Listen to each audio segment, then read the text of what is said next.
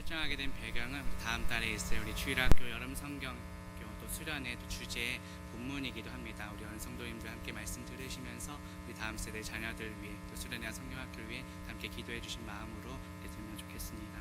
오늘 본문은 출애굽한 이스라엘 백성들이 이제 홍해를 건넌 이후에 우리를 구원하신 하나님을 찬양한 내용입니다. 오늘 말씀을 통해 우리를 죄에서 구원하신 그 예수 그리스도의 은혜를 기억하며 감사로 찬양하는 저와 성도님들 되시기를 주님의 이름으로 축복합니다. 세 가지 내용인데요. 첫 번째는 찬양받기에 합당하신 예수 그리스도입니다. 오늘 본문 1절 보시면 이때 모세와 이스라엘 자손이 이 노래로 여호와께 노래하니 일렀으되 내가 여호와를 찬송하리니 그는 높고 영화로우시며 말과 그 탄자를 바다에 던지셨음이로다 라고 말씀합니다. 이 노래가 언제 불리게 되었습니까? 1절 앞부분에 보면 이때에 라고 말씀합니다. 하나님께서 애굽 왕 바로의 손에서 구원하시고 또 바로의 병거와 군대를 홍해 가운데 잠기게 하셨던 바로 그때에 이 노래가 불리어졌습니다. 또 모세와 이스라엘 자손이 이 노래를 부른 이유는 무엇입니까? 1절 중반에 보시면 그는 높고 영화로우시며 라고 말씀합니다. 이 높다라는 말은 일어나다라는 뜻입니다. 하나님께서 이스라엘 백성들 위로 파도처럼 이렇게 일어나셨다라는 뜻입니다.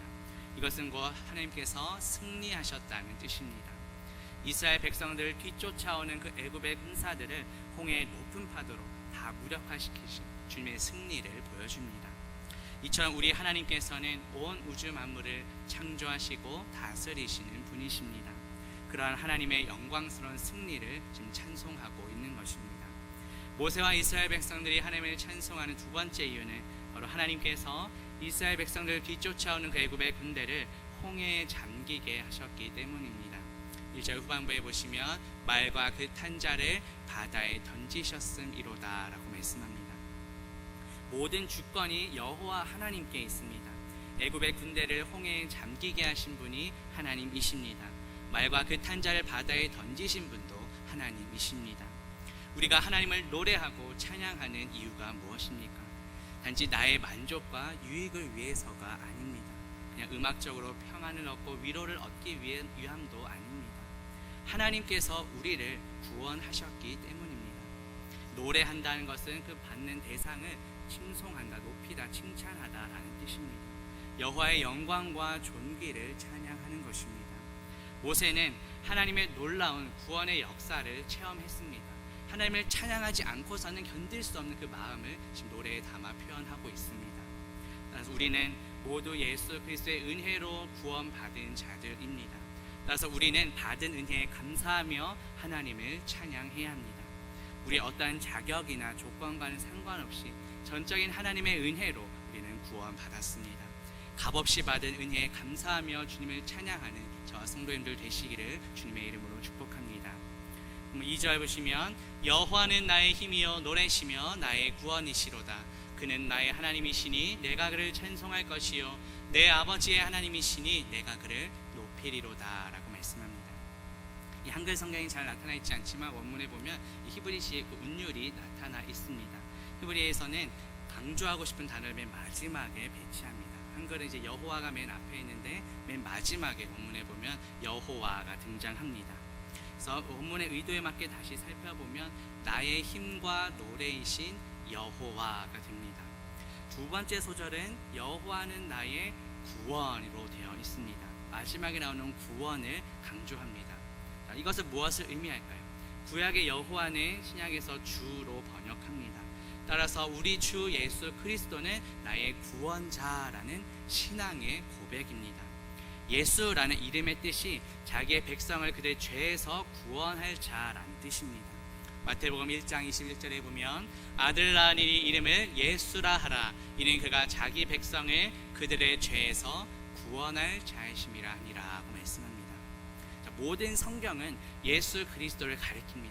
구약은 앞으로 오실 예수 그리스도, 신약은 이미 오신 예수 그리스도, 또 마지막 성경 요한계시록은 다시 오실 예수 그리스도를 가리킵니다. 오늘 본문의 결론도 오직 예수 그리스도입니다. 우리가 노래하고 찬양할 이유도 예수 그리스도께서 우리를 구원하셨기 때문입니다.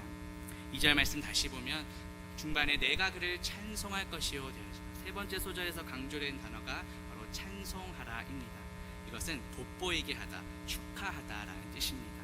하나님께 돌아가야 할 영광을 가로채지 않고 온전히 하나님께 다 돌려드린다는 뜻입니다.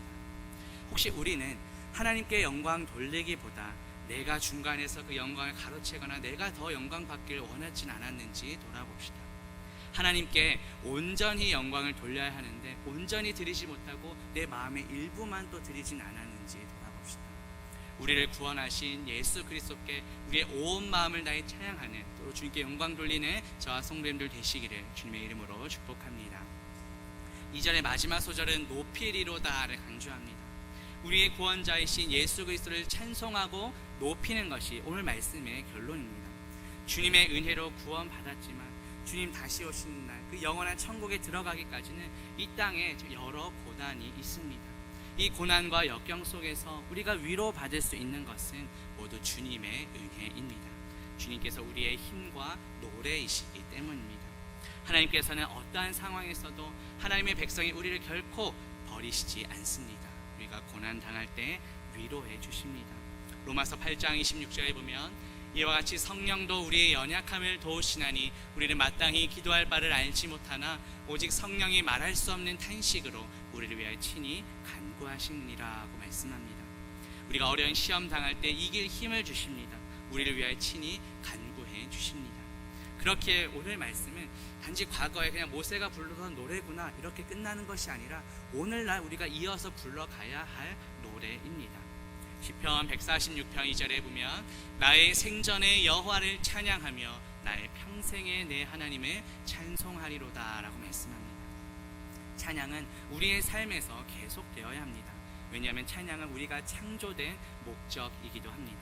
이사야 43장 21절에 보면 이 백성은 내가 나를 위하여 지었나니 나를 찬송하게 하려 함이니라 라고 말씀합니다.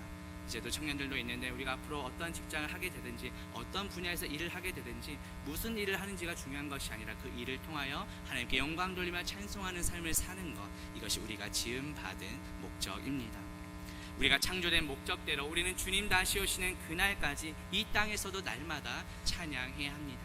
주님 다시 오시면 저 천국에서 영원토록 우리는 주님을 찬송하게 될 것입니다. 오늘 본문 우리 출애굽기 15장 이 모세의 노래는 성경 제일 마지막 절 요한계시록 15장의 어린 양의 노래로 이제 연결됩니다.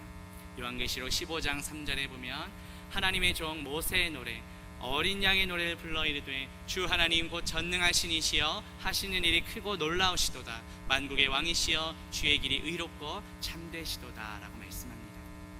출애굽 사건부터 시작해서 예수 그리스도의 구원 사역으로 완성이 되는 이 모든 과정을 지금 노래하고 있습니다. 하나님의 그 구원의 위대함을 찬송합니다.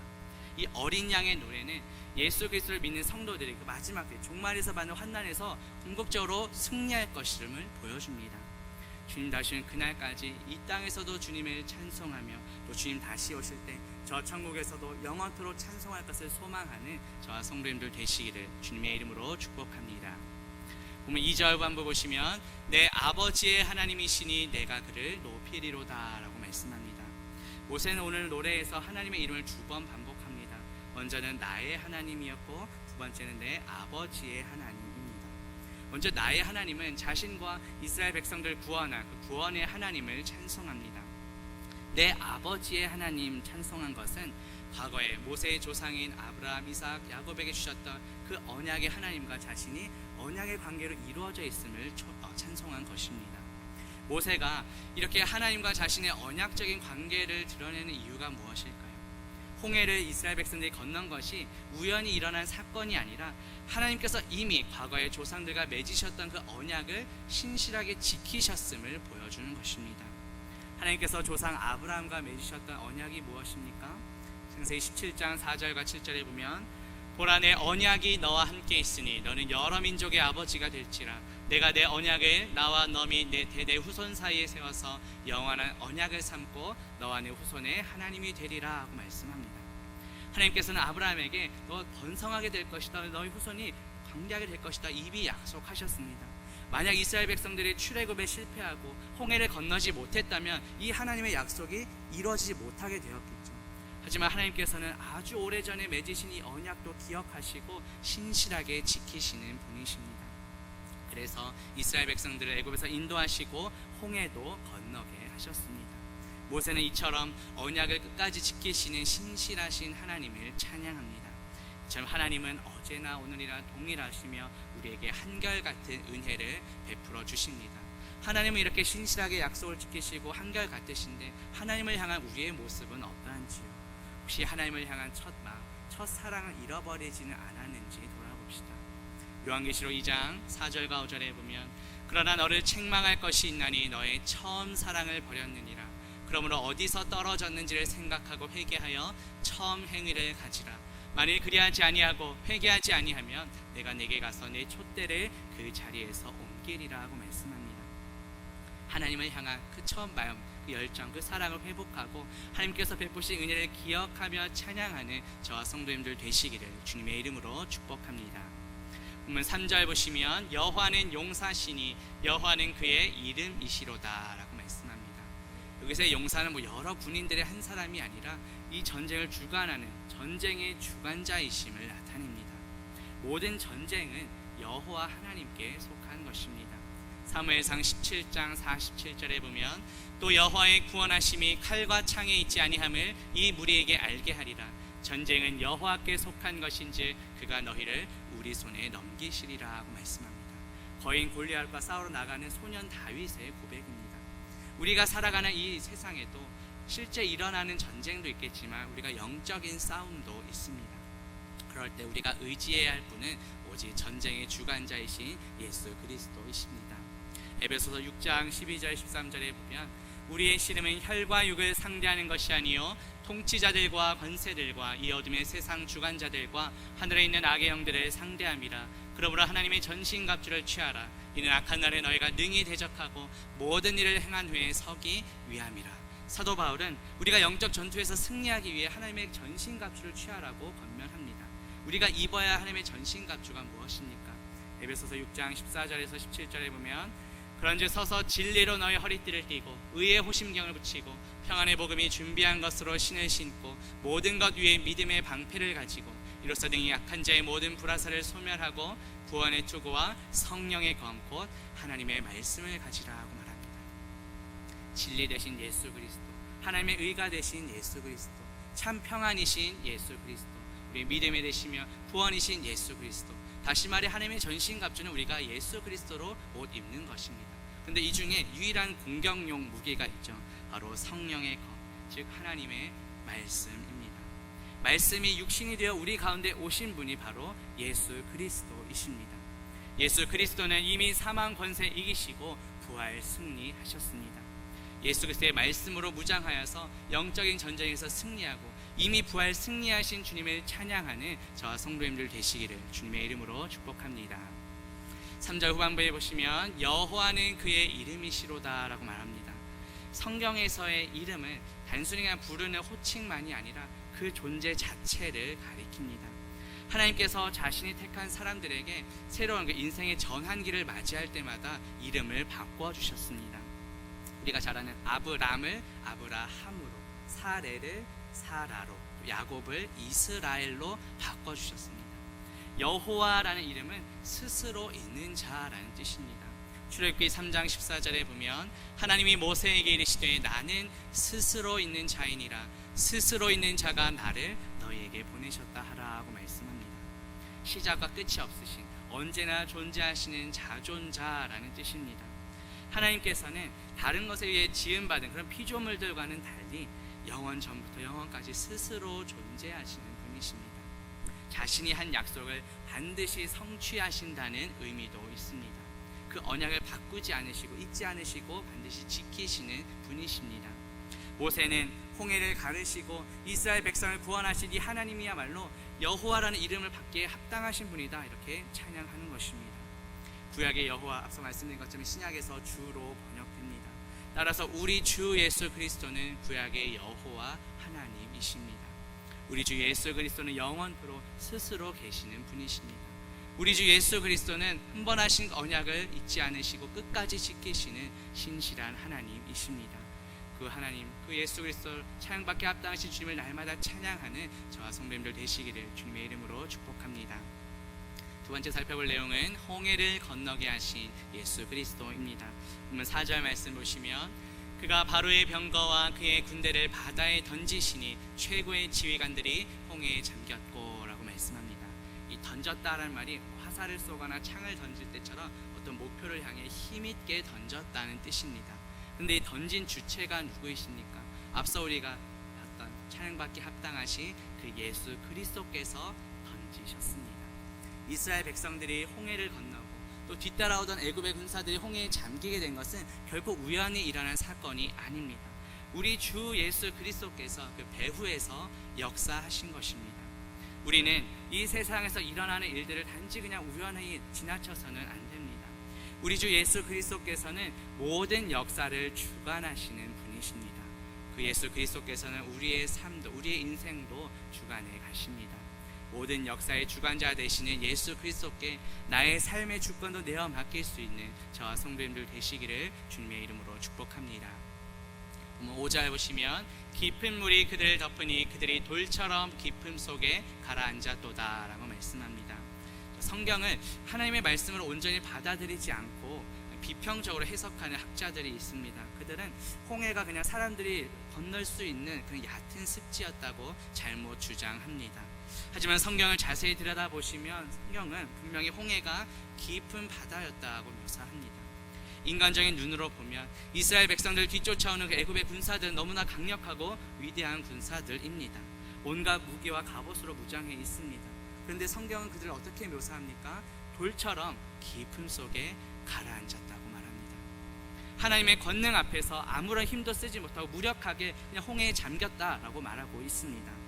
당시 이스라엘 백성들은 뒤따라오는 애굽 군대를 보며 두려워 떨고 우리를 이끄는 지도자인 모세를 원망하고 불평합니다. 출애굽기 14장 10절 11절에 보시면 애굽 사람들이 자기를 뒤에 잃은지라 이스라엘 자손이 심히 두려워하여 여호와께 부르짖고 그들이 또 모세에게 이르되 애굽에 매장지가 없어서 당신이 우리를 이끌어내어 이 광야에서 죽게 하느냐 어찌하여 당신이 우리를 애굽에서 이끌어내어 우리에게 이같이 하느냐 불평하고 원망하고 있습니다. 혹시 우리의 모습은 어떠한지 돌아봅시다. 우리의 인생의 여정 가운데 내 뒤를 쫓아차오는 그런 원수 대적들 애굽의 군대들은 무엇입니까? 내 앞을 가로막고 있는 홍해와 같은 우리를 두렵게 만드는 홍해는 무엇인지요? 눈앞에 보이는 것만 생각하고 두려워하고 걱정하고 불평하고 원망하고 있진 않은지 돌아봅시다. 우리가 믿는 예수 그리스도는 어떠한 분이십니까? 홍해를 가르시고 애굽의 강한 군대를 바다의 돌처럼 가라앉게 만드신 전능한 하나님이십니다. 내가 처한 상황과 환경 때문에 불평하고 원망하고 두려워 떠는 것이 아니라 늘 우리와 함께 하시는 예수 그리스도로 말미암아 기뻐하며 감사하며 찬송하는 저와 성도님들 되시기를 주님의 이름으로 축복합니다. 본문 6절 보시면 여호와여 주의 오른손이 권능으로 영광을 나타내시니이다. 여호와여 주의 오른손이 원수를 부수시니이다 라고 말씀합니다. 성경에서 이 오른손은 자기의 백성을 구원하시는 전능하신 하나님의 능력을 가리킵니다. 우리가 삶 속에서 고난과 역경을 마주할 때 우리의 소망과 의지가 되는 건 역시 주님의 오른손입니다. 이사야서 41장 10절에 보면 두려워하지 말라 내가 너와 함께함이라 놀라지 말라 나는 내 하나님이 됨이라 내가 너를 굳세게 하리라 참으로 너를 도와주리라 참으로 나의 의로운 오른손으로 너를 붙들리라 하고 말씀합니다. 하나님의 능력을 상징하는 이 오른손은 하나님을 대적하는 원수들에게는 두려움의 대상이겠지만 우리에게는 의지할 피난처가 되시며 구원의 소망이 되십니다. 우리는 주님의 오른손을 그냥 두려워하고 있습니까? 아니면 의지할 피난처요 소망으로 삼고 있습니까? 우리의 모든 원수를 부수시는 그 주님의 오른손 예수 그리스도의 전능한 능력과 도우심을 소망하며 찬양하는 저와 성도님들 되시기를 주님의 이름으로 축복합니다. 본문 7절 보시면 주께서 주의 큰 위엄으로 주를 거스르는 자를 엎으시니이다. 주께서 진노를 발하시니 그 진노가 그들을 지푸라기 같이 사르니이다 라고 말씀합니다. 이 위엄은 앞서 1절에 나온 영화로우심과 같은 단어입니다. 애국 군대 위로 쏟아진 그 홍해 바다를 기억하면서 하나님의 크신 위엄, 그 영화로우심을 찬송하고 있습니다. 주님께서는 큰 위엄으로 주를 거스르는 자들을 덮으셨습니다. 이어서 주를 거스르는 자들은 바로 이스라엘 백성들을 뒤쫓아오는 애굽의 군대들입니다. 하나님께서는 자신의 백성을 핍박하는 자를 마치 자신을 대적하는 자로 간주하십니다. 우리는 예수 그리스도를 주님으로 믿고 있습니다. 우리는 예수 그리스도로 말미암아 참된 위로와 평강을 얻습니다. 하지만 예수 그리스도를 거스르는 자들은 하나님의 대적이기 때문에 하나님의 진노와 심판을 받게 됩니다. 예수 그리스도를 거스르고 대적하는 우리 안의 모든 그런 악한 기질들을 내려놓고 오직 예수 그리스도만을 섬기며 찬양하는 저와 성도님들 되시기를 주님의 이름으로 축복합니다. 본문 8절 보시면 주의 콧김에 물이 쌓이되 파도가 언덕같이 일어서고 큰 물이 바다 가운데 엉기니이다 라고 말씀합니다. 이 성경에서 이 코는 주로 분노의 감정을 표현할 때 사용합니다. 주의 콧김은 하나님을 믿는 백성들을 구원하는 그런 능력임과 동시에 대적을 향해 원수를 향해 쏟으시는 하나님의 진노와 심판을 보여줍니다. 우리 일반적인 자연법칙에 따르면 물은 위에서 아래로 흐르게 됩니다. 그런데 이 주님의 콧김에 의해 지금 물이 위로 쌓였습니다. 파도가 언덕같이 일어서게 되었습니다. 이것은 하나님의 능력은 자연의 법칙까지도 바꿀 만한 전능한 능력임을 보여줍니다. 이것이 어떻게 가능합니까? 우리 하나님께서는 온 우주 만물을 창조하신 창조주이시기 때문입니다. 시편 8편 3절에 보면 주의 손가락으로 만드신 주의 하늘과 주께서 베풀어 두신 달과 별들을 내가 보니 라고 말씀합니다. 우리 주 예수 그리스도는 온 우주 만물을 창조하시고 다스리시는 창조주이십니다. 우리가 자연 만물을 볼 때마다 그 창조주이신 예수 그리스도를 보며 감사하며 찬양하는 저와 성도님들 되시기를 주님의 이름으로 축복합니다. 본문 9절 보시면 원수가 말하기를 내가 뒤쫓아 따라잡아 탈취물을 나누리라. 내가 그들로 말미암아 내 욕망을 채우리라. 내가 내 칼을 빼리니 내 손이 그들을 멸하리라 하였으나 라고 말씀합니다. 자, 오늘 본문은 우리를 구원하신 하나님을 찬송하는 모세의 노래입니다. 그런데 하나님을 찬양하는 이 구원의 노래, 이 가사 가운데 원수가 말하고 있는 표현이 삽입된 이유가 무엇일까요? 우리가 악한 마음을 품고 악한 계획으로 도모하는 모든 일들은 결코 제대로 이루어질 수 없다는 것을 보여주기 위함입니다.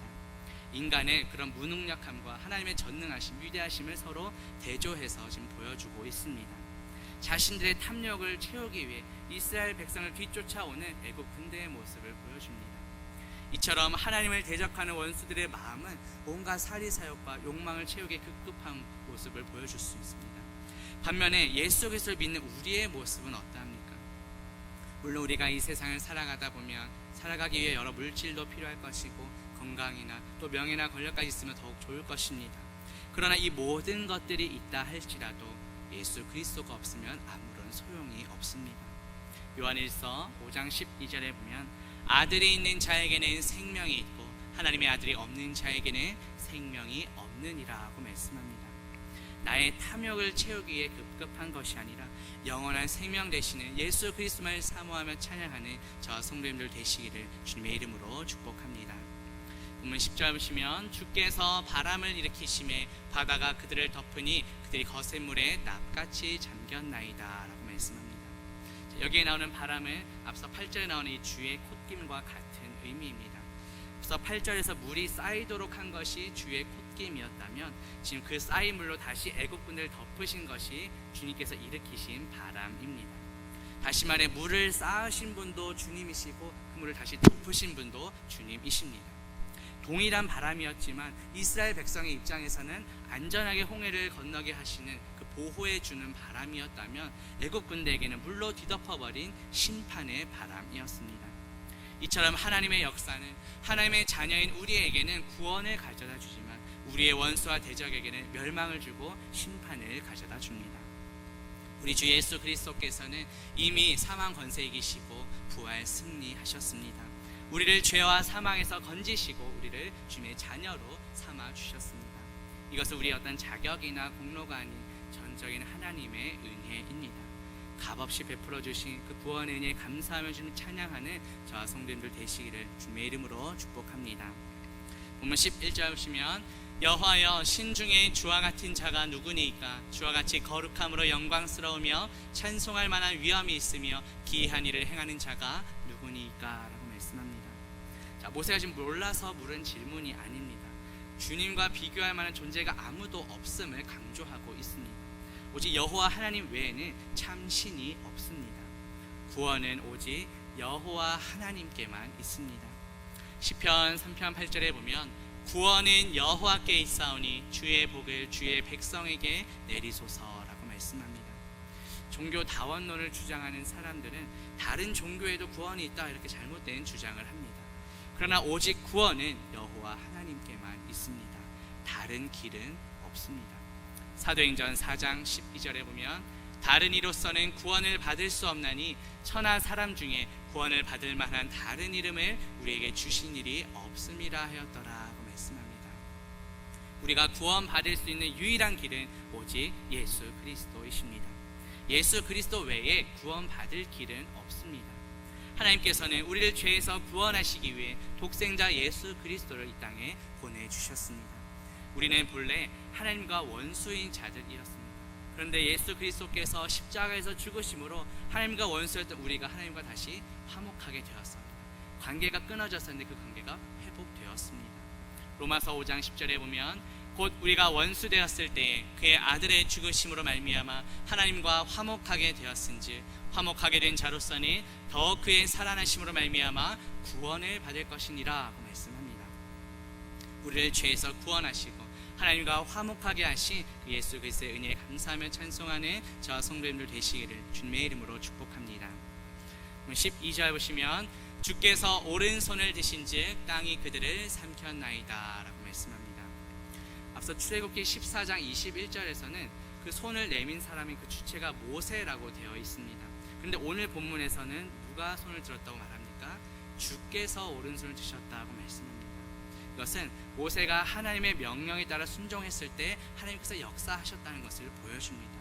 이처 우리 하나님께서는 우리의 순종을 통해 역사하기를 기뻐하십니다. 우리는 도구로 사용될 뿐이고 우리를 통해 역사하시는 분은 오직 하나님이십니다. 모세는 결코 자신의 역할이나 공로를 내세우지 않았습니다. 하나님께서 나를 통하여 역사하셨다고 노래합니다. 그렇다면 우리의 모습은 어떠한지 돌아봅시다. 어떤 사역이나 또 교회에서 봉사를 할 때 주님께 영광 돌린다고 말은 하지만 마음 한편에 나의 역할과 또 나의 공로를 인정받고 싶은 마음은 없었는지 돌아봅시다. 나의 영광과 의를 드러내는 것이 아니라 우리의 순종을 통해 역사하시는 그 주님께 모든 영광 돌려드리며 찬송하는 저와 성도님들 되시기를 주님의 이름으로 축복합니다. 이제 신약에 넘어오면 사도 바울은 오늘 본문을 이렇게 해석합니다. 모세와 이스라엘 백성들이 홍해를 건넌 것을 세례받은 것으로 해석합니다. 고린도전서 10장 2절에 보면 모세에게 속하여 다 구름과 바다에서 세례를 받고 라고 말씀합니다. 세례가 무엇입니까? 세례는 예수 그리스도와의 연합입니다. 이스라엘 백성들이 모세에게 속하여 세례를 받았습니다. 모세는 장차 오실 예수 그리스도를 미리 보여주는 예표입니다. 따라서 예수 그리스도에게 속하여 세례를 받았다는 뜻입니다.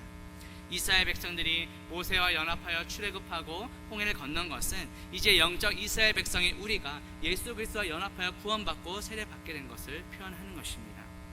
로마서 6장 3절과 4절에 보면 그리스도 예수와 합하여 세례를 받은 우리는 그의 죽으심과 합하여 세례를 받은 줄을 알지 못하느냐. 우리가 그의 죽으심과 합하여 세례를 받음으로 그와 함께 장사되었나니 이는 아버지의 영광으로 말미암아 그리스도를 죽은 자 가운데서 살리심과 같이 우리로 또한 새 생명 가운데서 행하게 하려 함이라 말씀합니다. 앞서 말씀드린 것처럼 세례는 예수 그리스도와의 연합입니다. 크게 두 가지 우리가 연합이 되었는데 먼저는 예수 그리스도의 죽으심과 연합이 되었습니다. 예수 그리스도의 십자가에서 죽으심으로 우리의 죄악된 옛 본성, 옛 사람이 다 이미 십자가에 종결되었습니다. 한편은 우리는 예수 그리스도의 부활과 연합되었습니다. 예수 그리스도가 사망에서 이기시고 부활 승리하실 때 우리도 주님과 연합하여 새로운 부활 생명을 얻게 된 것입니다. 그럼 예수 그리스도와 연합하여 새로운 생명을 얻게 된 우리는 이제 어떻게 살아가야 합니까?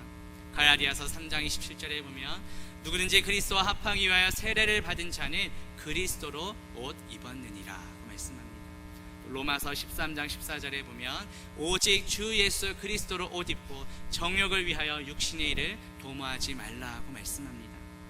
예수 그리스도와 연합하여 세례를 받은 우리는 이제 죄악된 옷은 벗어버리고 예수 그리스도로 옷 입은 자입니다.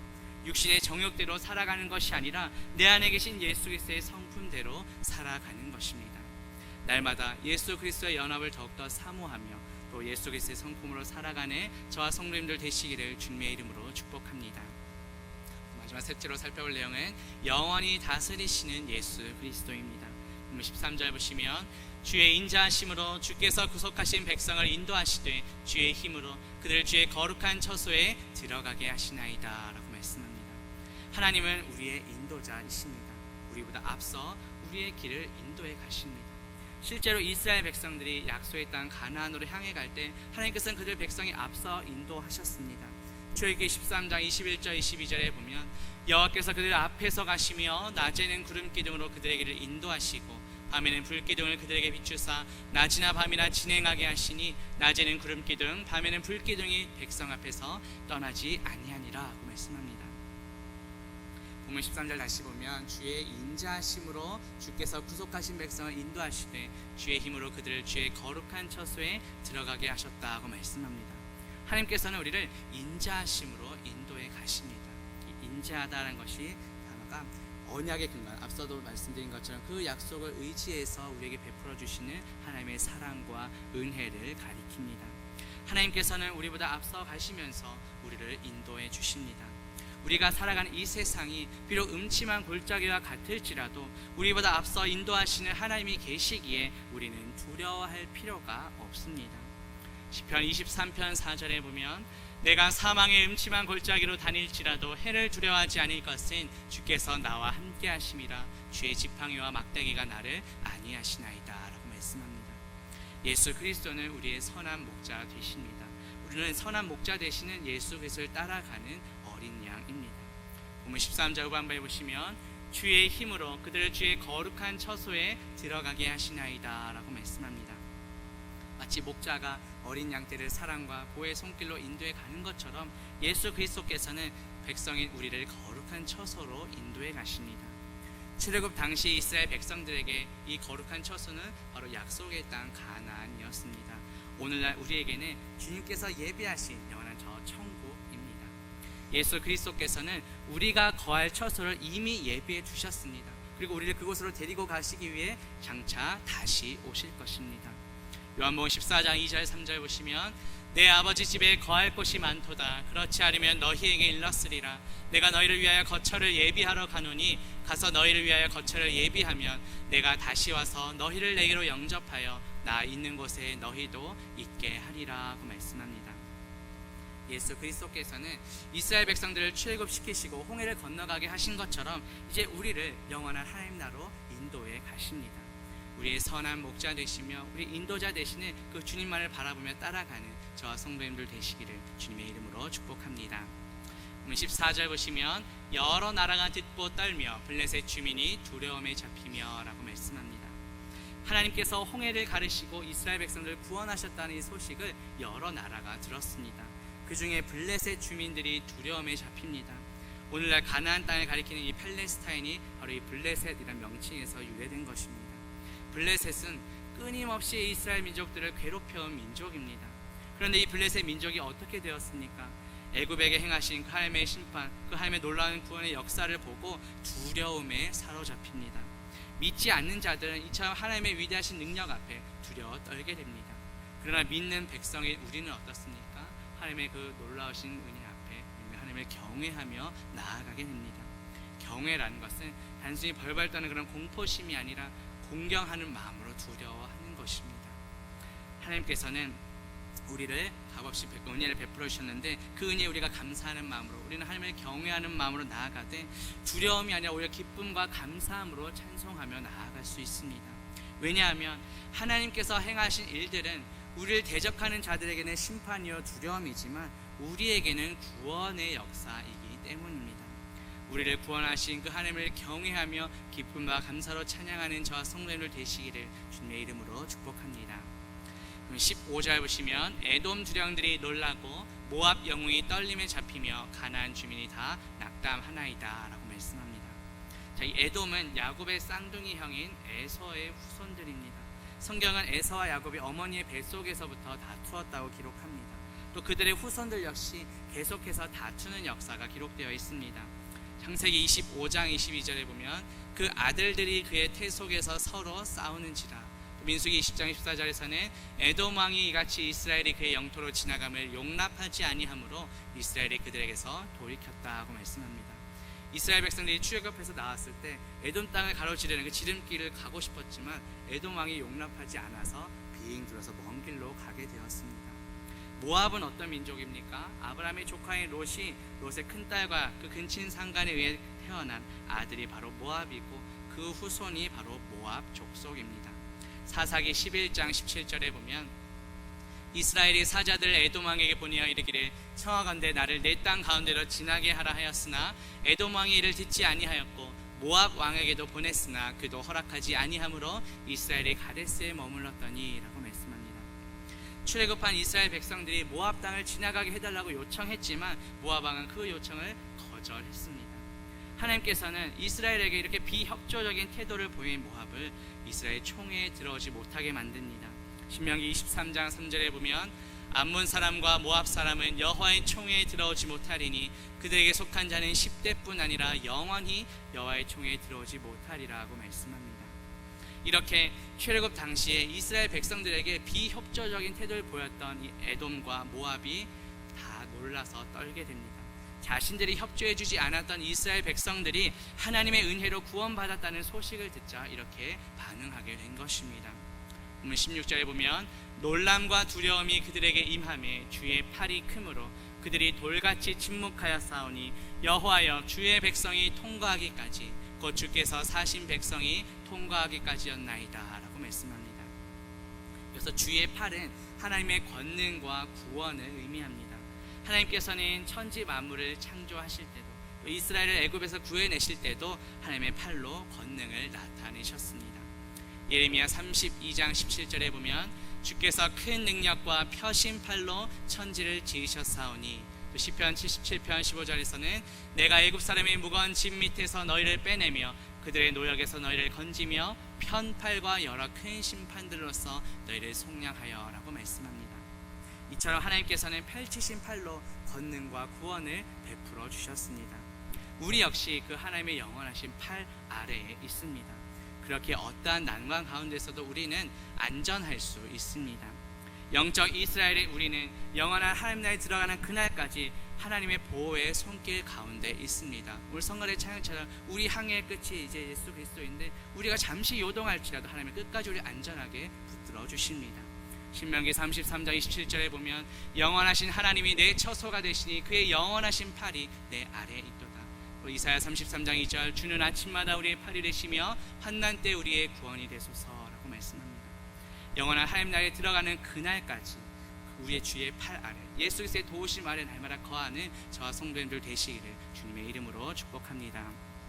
16절 후반부에 보시면 그들이 돌같이 침묵하여 싸우니 여호와여 주의 백성이 통과하기까지 곧 주께서 사신 백성이 통과하기까지였나이다 라고 말씀합니다.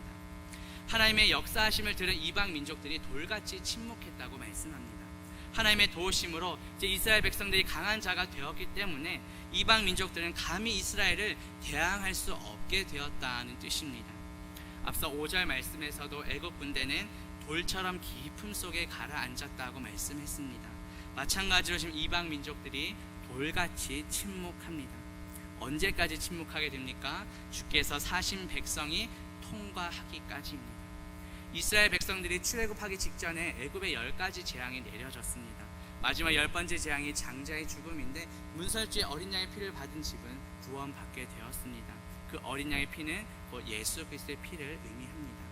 이스라엘 백성들이 그 어린 양의 피를 바르고 죽음을 당하지 않았던 이유는 그 유월절 어린 양이신 예수 그리스도께서 흘리신 피값으로 우리를 사셨기 때문입니다.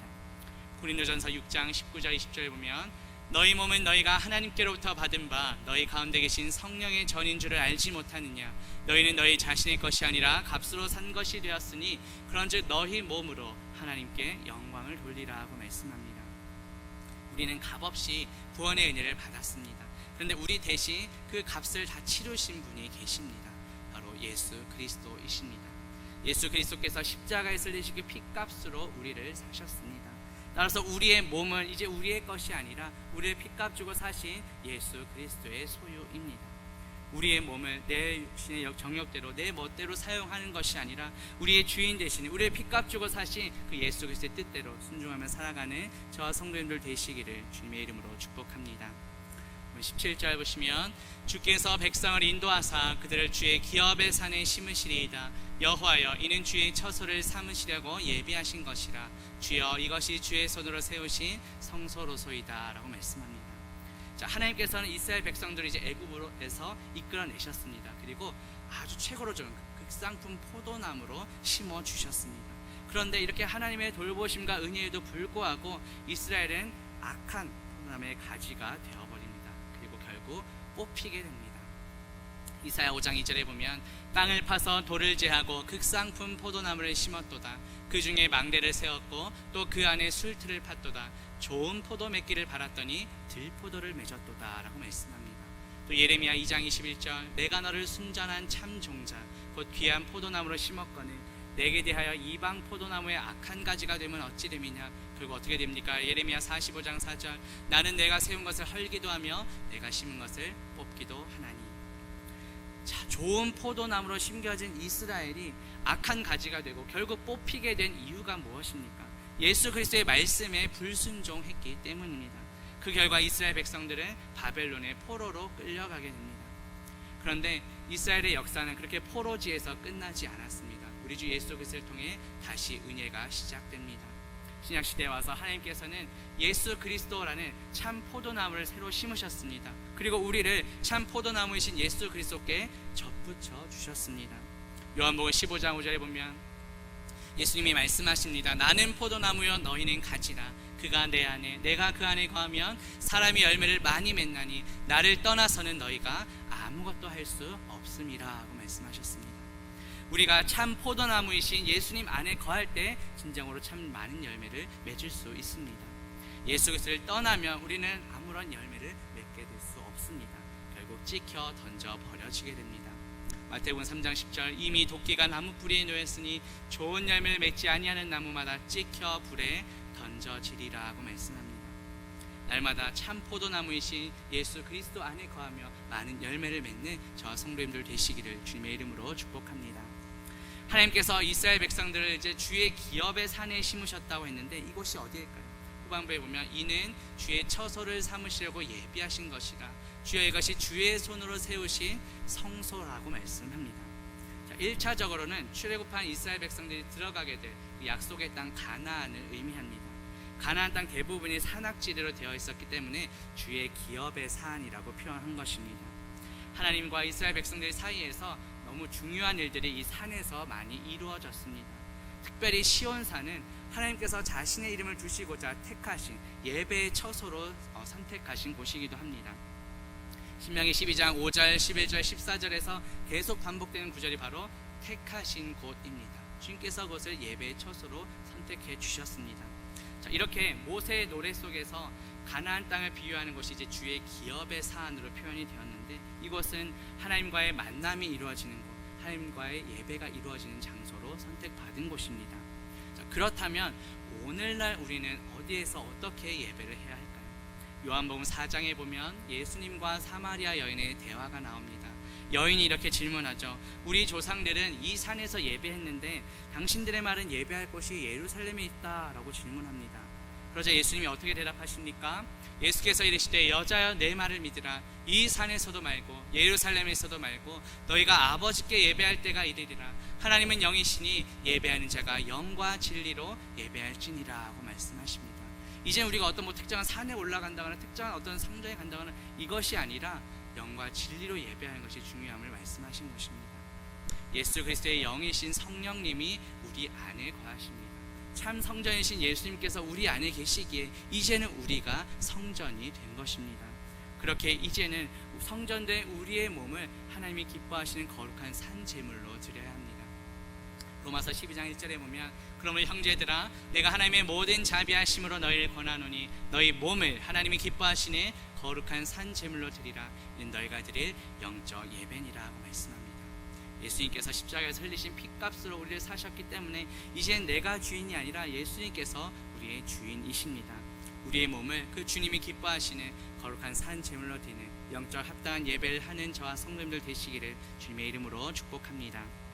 본문 마지막 18절 보시면 여호와께서 영원 무궁하도록 다스리시도다 하였더라 말씀합니다. 오늘 본문이 모세 노래 전체에서 강조하는 것 바로 영원 무궁하신 다스리심입니다.